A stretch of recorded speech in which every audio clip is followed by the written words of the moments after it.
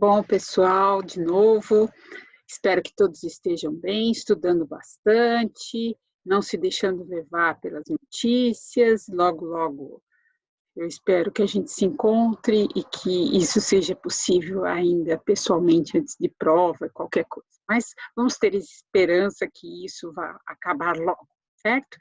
E aí, já estamos gravando e aí a gente volta ao nosso trabalho, né, de estudar as aposentadorias, né? Então, o que nós vimos na semana passada? Nós vimos esse desenho aqui que eu coloquei, o que nós tínhamos. E eu vou sempre repetir, porque vocês têm que saber o antes, o depois e o durante, né?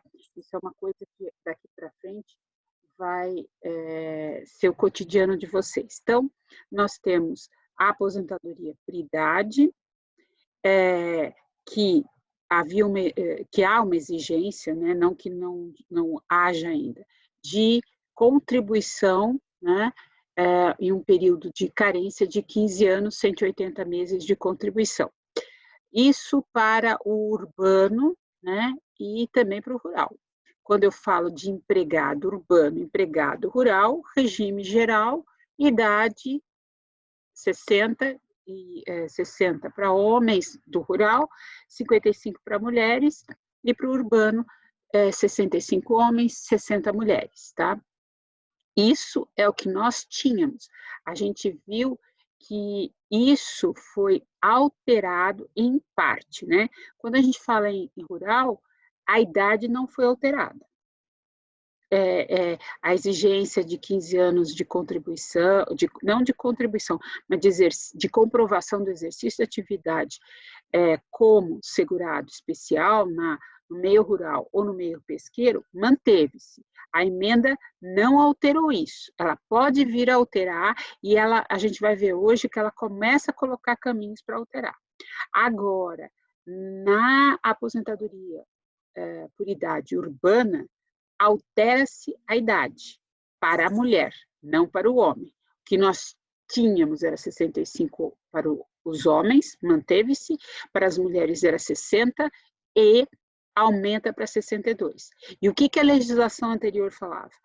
Quando se tratar de segurado rural, né, é 5 anos a menos. Para a mulher não é 5 anos, a diferença é maior, tá?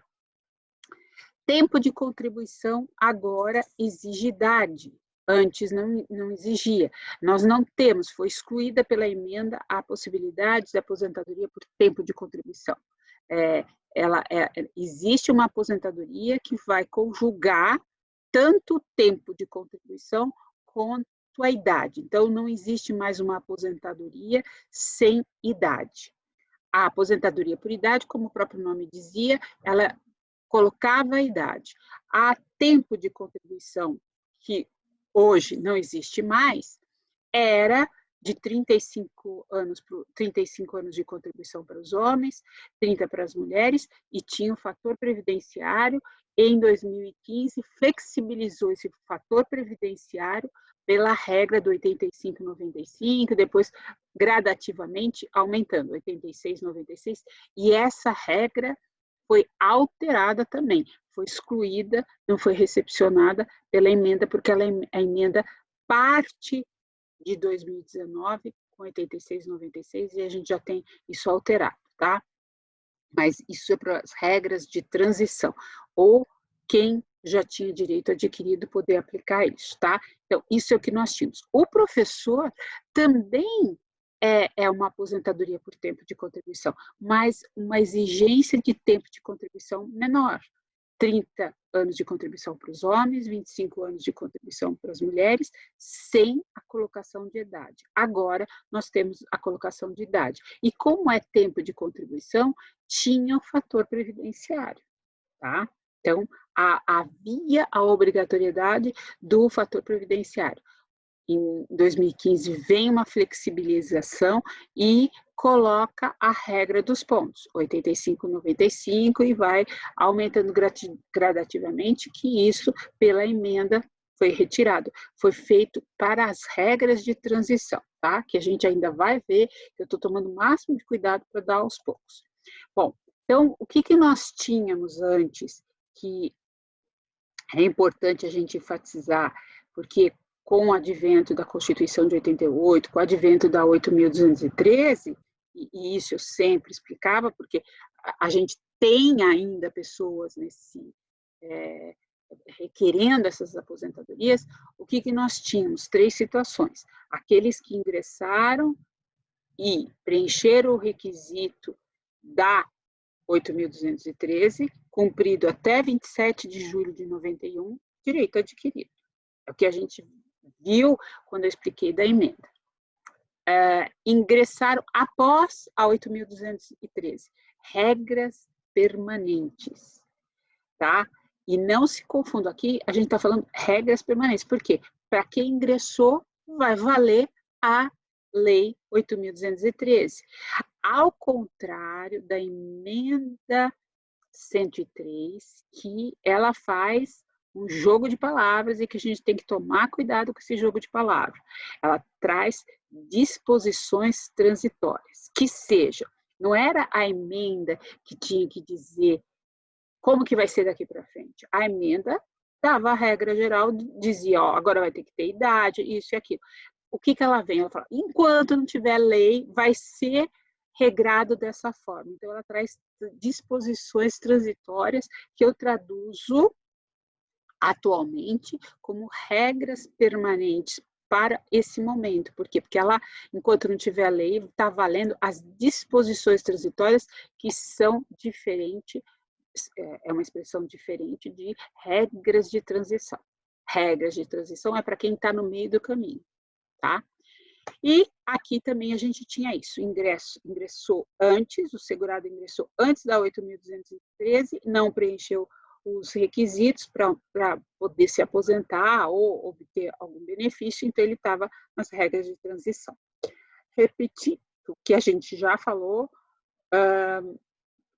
essa aposentadoria por idade, ela baseia-se no evento social idade avançada, que antes falava em velhice, até a própria Constituição de 88, na sua origem falava em velhice, e depois ela foi alterada com a emenda 20, idade avançada, em razão de não ter mais condições de exercer sua atividade, presumidamente. E aí, o que a gente tinha, urbano 65, 60 mulheres, rural 60 homens e 55 mulheres. Hoje, isso é alterado, a novidade é para as mulheres, então, para elas foi alterado e aumentou para 62 anos para aposentadoria por idade. E aquilo que também colocamos, agora na aposentadoria por idade já tinha, a exigência era ter 15 anos de contribuição ou 180 meses, para os dois. Hoje, diferenciado, só a mulher tem a exigência dos 15 anos de tempo de contribuição, para os homens, 20 anos de contribuição. E para os professores? Para os professores, há uma redução. Então, não uma redução, né? Há uma redução de 5 anos, como mudou para as mulheres, né? O que ficou?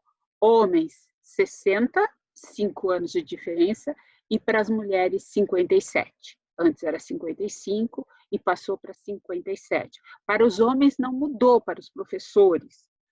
O que se discutia antes? O problema do magistério. Então, aqui foi alterado, houve uma discussão se quem exercia função de direção poderia ser classificado. E num primeiro momento não foi permitido isso e hoje já foi feita uma pá de cal nessa questão. Então, 25 anos de contribuição exclusivamente em efetivo exercício das funções de magistério na educação infantil e no ensino fundamental e médio. Então, o professor universitário não está nisso daqui, tá?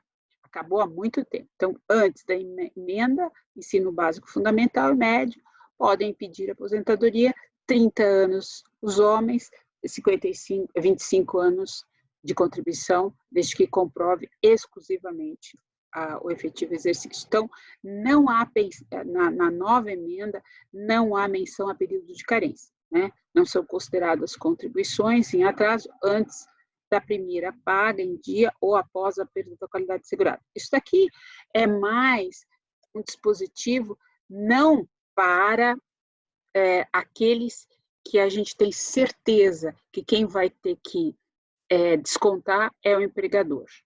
Isso daqui é para os facultativos, contribuinte individual e segurado especial que queira se aposentar como contribuinte individual. Vai ter que ter contribuição e aí não vai se admitir de jeito nenhum o pagamento atrasado. E isso a emenda também reforça um pouco, né?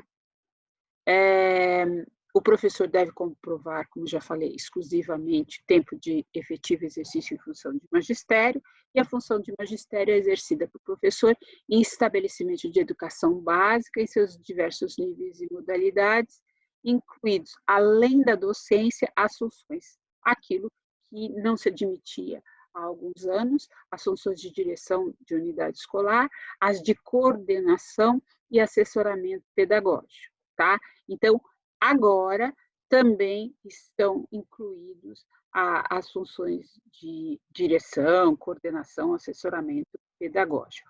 O que está excluído são especialistas em educação que não sejam professores, tá? Esses especialistas, por não serem professores, não estão nessa classe, tá? Isso já foi motivo de ação direta de inconstitucionalidade, decisão do Supremo. E aqui um detalhe muito importante, antigo, mas importante. Até 8 de julho de 1981, a aposentadoria do professor era especial por enquadramento em categoria profissional. Então, vejam bem, nós vamos estudar um tipo de aposentadoria especial, que é aquela de atividade insalubre. E em 81, como categoria, hoje não existe mais a categoria profissional, engenheiro, professor, tinha uma série de categorias previstas no decreto, esse decreto 53.831, e até pouco tempo eram utilizados esses decretos. Com a emenda, acaba-se essa colocação para fins de aposentadoria especial, quando eu falo aposentadoria especial, da atividade insalubre, porque a gente vai ver que vai ter uma outra aposentadoria especial. Então, desde a emenda 18 de 1981, da Constituição de 69, o professor deixou de ser considerado e ser enquadrado como aposentadoria especial, tá? E nem ele é especial. Ele era uma aposentadoria por tempo de contribuição com redução de tempo de contribuição, tá? Hoje, mantém-se essa exigência de tempo de contribuição menor em relação à grande maioria, mas não é enquadrado como uma aposentadoria especial, né? Então, hoje não existe mais essa colocação. E aí a gente parte para o segurado especial, que a gente já aprendeu, que é aquele que exerce atividade rural ou pesqueiro artesanal.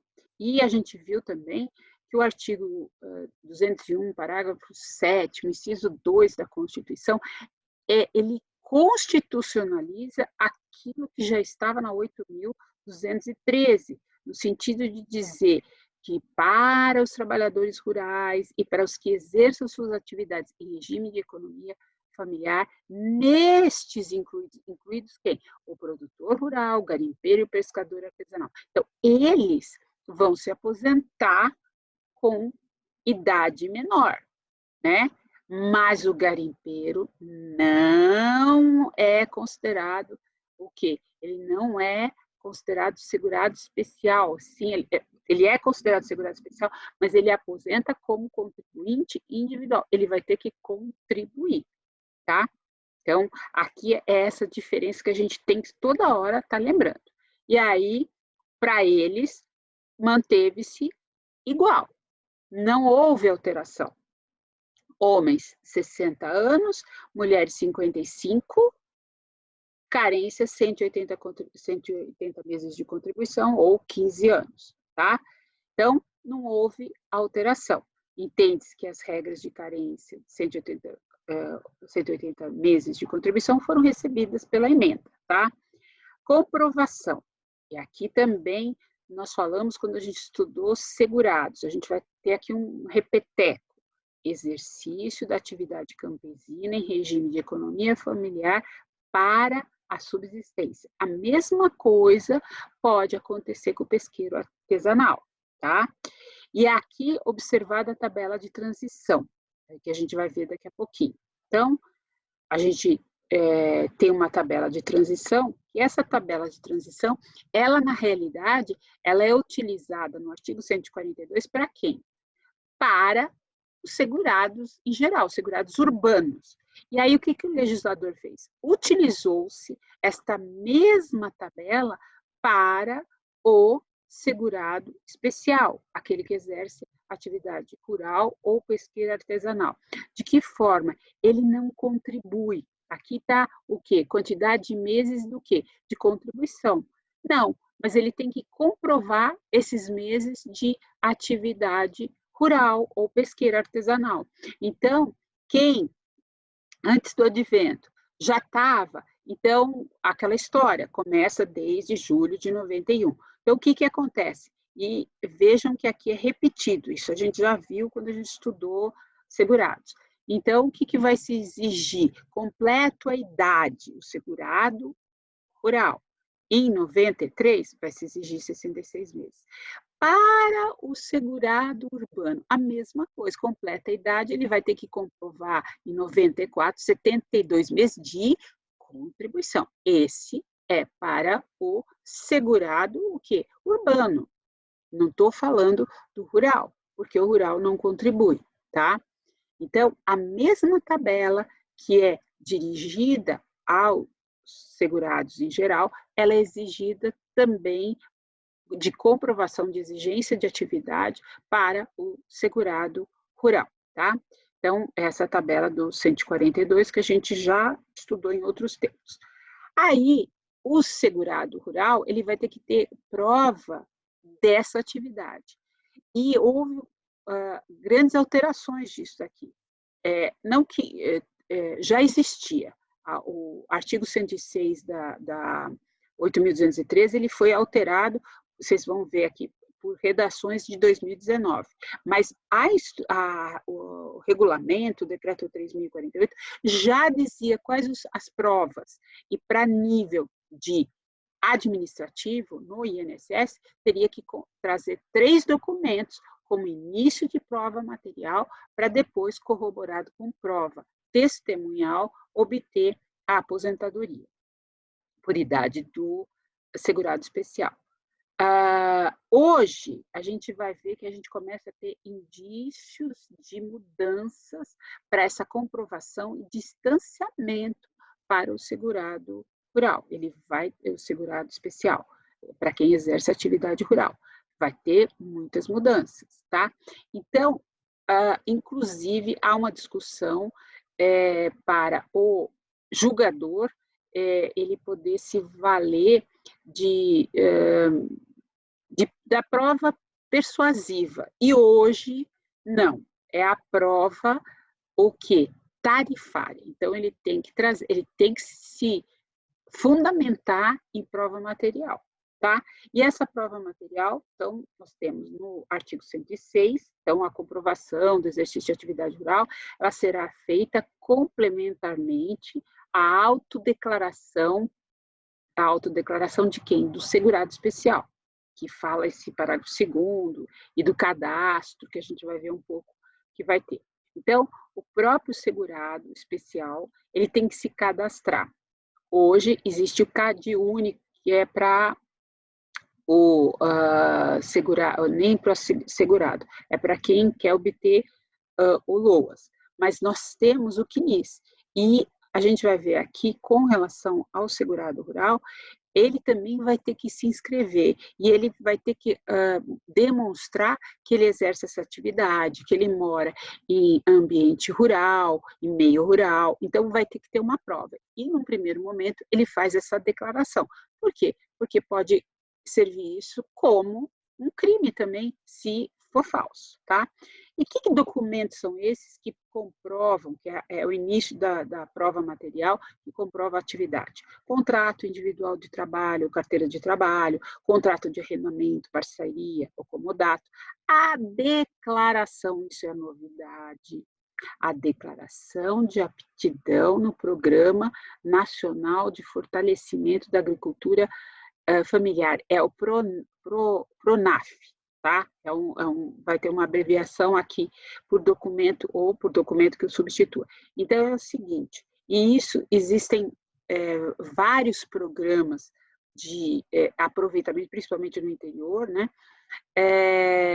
do segurado especial, que exerce atividade rural. Nesse programa, quem está inscrito nesse programa pode ter incentivo de crédito para plantar, ele planta e depois ele fornece para as prefeituras os seus alimentos. Então, ele faz parte de um programa, inclusive, de incentivo. Mas tem muita fraude nisso, porque você tem que se inscrever, você tem que ter um número, esse número não pode passar para ninguém, e acabam passando, e tem uma série de outras questões envolvidas nisso. A maneira de desenvolver esse trabalho rural é incentivada, mas existem problemas. E agora isso vai ser mais incentivado para que esses segurados também contribuam. Nada é à toa. Então, outros documentos que estão nesse artigo 106, o bloco de notas do produtor rural, notas fiscais, documentos fiscais de entrega de produção, a cooperativa, entrepostos de pescado, lá, o pescador artesanal, indicação do segurado como vendedor ou consignante, comprovantes de recolhimento de contribuição à Previdência, decorrente de comercialização da produção, cópia de declaração do imposto de renda, né, com indicação de renda proveniente dessa comercialização da produção rural, licença de ocupação ou permissão otorgada pelo INCRA, né, e, como eu falei, a Instrução Normativa 77, no artigo 54, também traz os documentos de início de prova material, desde que neles, todos esses documentos, né, as notas fiscais nem tanto, mas a nota fiscal mostra a relação, mas outros documentos que conste o quê? A provisão, ou qualquer dado que evidencie o exercício de atividade rurícola, né? E o mais importante, contemporaneamente ao fato nele declarado.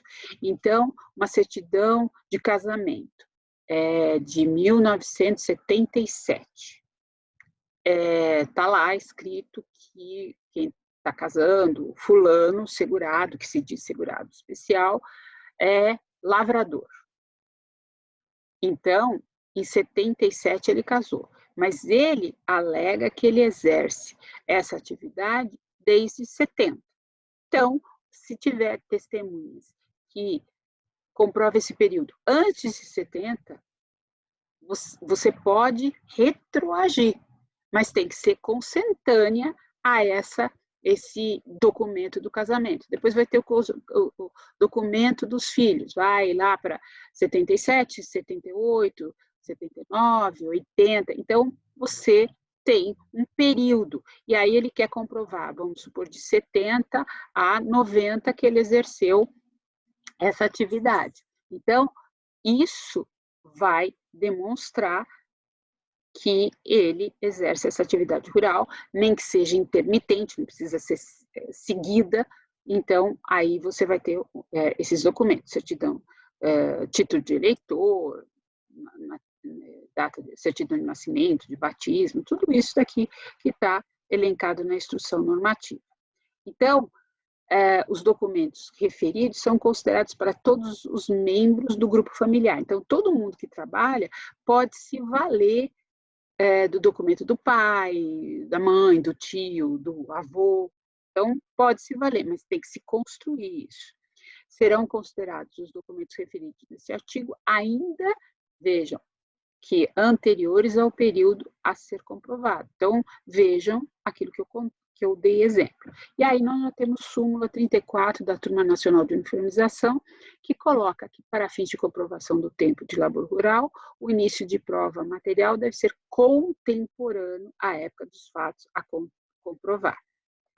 E aí, aquilo que eu falei da questão da inscrição é o que nós temos já um pouco antes da emenda, que é em 2019, a Lei 13.846 coloca que o Ministério da Economia manterá um sistema de cadastro de segurados especiais, no CNIS, e poderá firmar acordo de cooperação com o Ministério da Agricultura, Pecuária, Abastecimento, tudo que está relacionado com a atividade do segurado especial e com outros órgãos da administração pública, tanto federal, estadual, distrital e municipal, para ter esse cadastro e manter esse cadastro. A atualização vai ser anual desse sistema, né, que será feito até 30 de junho do ano subsequente. Então, já temos que fazer isso daí. Com o coronavírus deve ficar um pouco complicado, eles vão ter que alterar um pouco. É proibida a atualização desse sistema de cadastro após o prazo de 5 anos. Bom, isso vai dar muita discussão, mas o que está se colocando? Se eu quero dizer que eu já era segurado especial em 2019, quando se pretende que já tenha um cadastro, e eu vou querer fazer isso em 2025, já não vai poder. Então, vai ter que tomar muito cuidado com isso. E vai ter que, todo ano, estar atualizando esse cadastro. Então, nós vamos ter aqui muitas coisas. E esse artigo 38B, que foi acrescentado na Lei 8.213, tem que tomar muito cuidado. Então, o INSS ele vai se utilizar das informações constantes deste cadastro para fins de comprovação do exercício da atividade e da condição do segurado especial e do respectivo grupo familiar. Vejam, muito indeferimento com certeza vai se dar justamente porque não está cadastrado.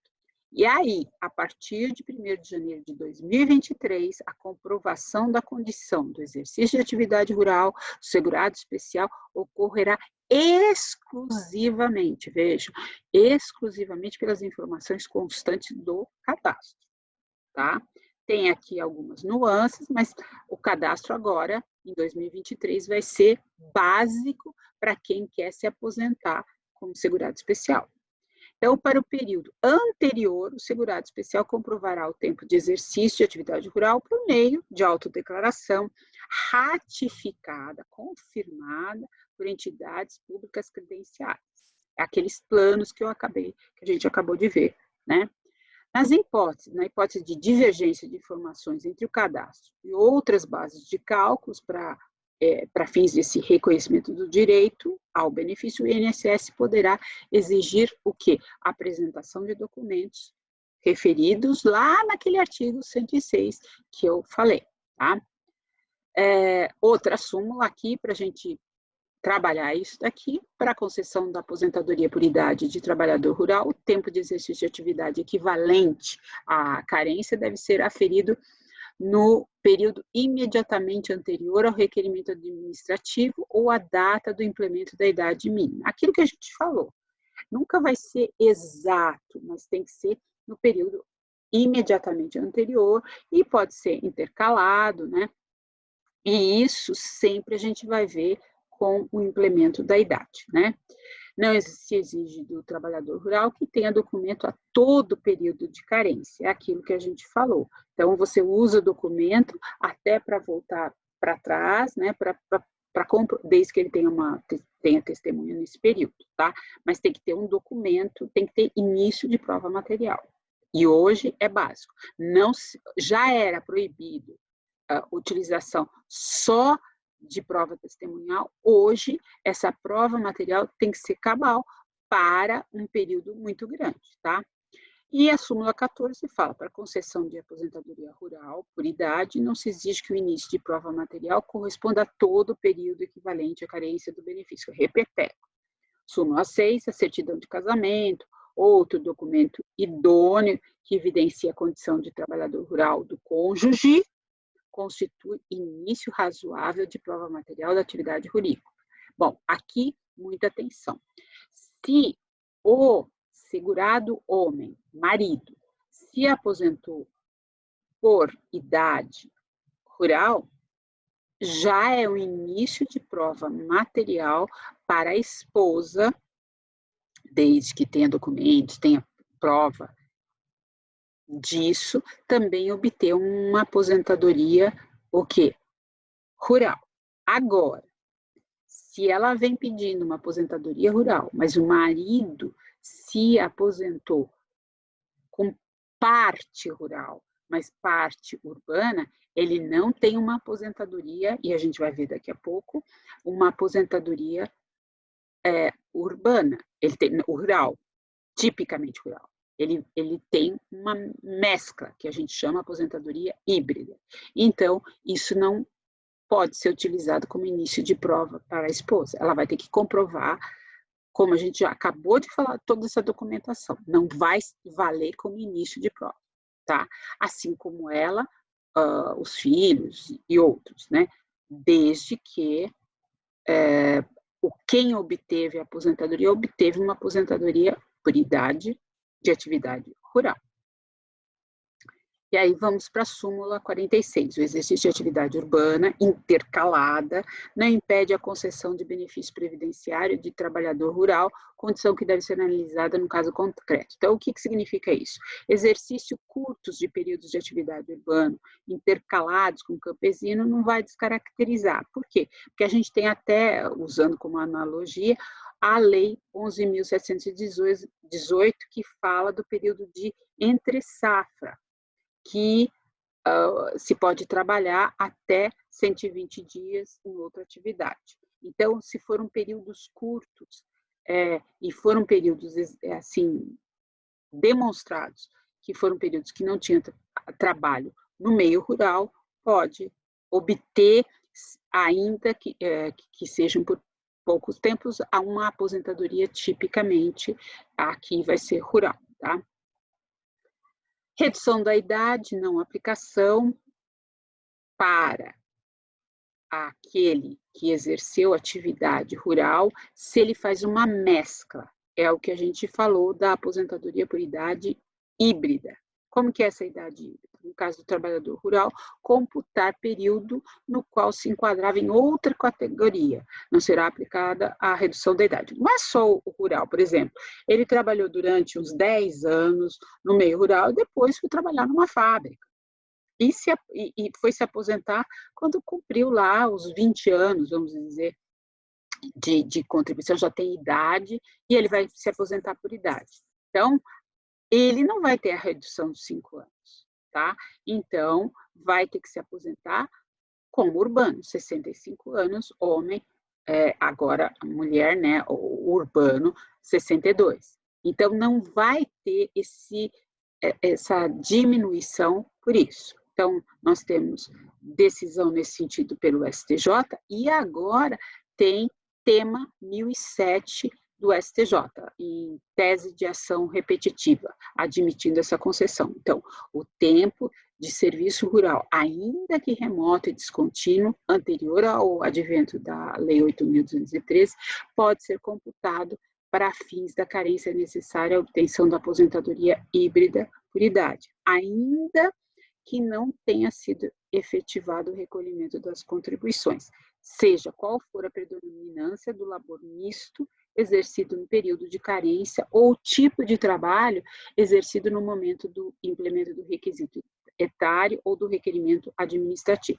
Então, vejam, eu tenho aqui uma denominada popularmente aposentadoria híbrida, mas é o típico aposentadoria por idade